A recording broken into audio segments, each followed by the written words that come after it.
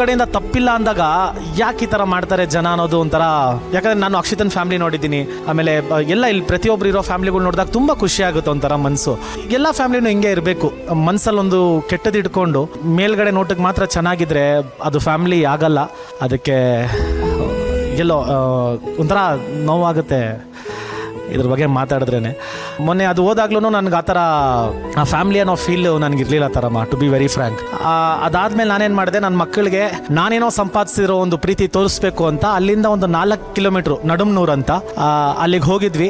ಅಲ್ಲಿಗೆ ಹೋಗಿದ್ದಾಗ ತರಮ್ಮ ನಾನು ಹೇಳ್ತೀನಿ, ನನಗೆ ಯಾರು ಗುರುತು ಪರಿಚಯ ಇಲ್ಲ, ಜನ ನನಗೆ ಯಾರು ಅಂತಲೇ ಗೊತ್ತಿಲ್ಲ.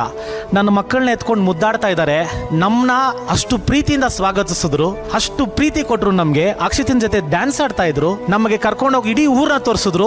ನಾನು ಇವತ್ತು ಈ ಸ್ಟೇಜ್ ಮೇಲೆ ನಿಂತ್ಕೊಂಡು ಹೇಳ್ತೀನಿ, ನಾನು ಸಂಪಾದನೆ ಮಾಡೋದು ಈ ಪ್ರೀತಿನ. ಇಂದೇ ಡೌನ್ಲೋಡ್ ಮಾಡಿ ಮತ್ತು ನಿಮ್ಮ ನೆಚ್ಚಿನ ಶೋಗಳನ್ನ ಆನಂದಿಸಿ.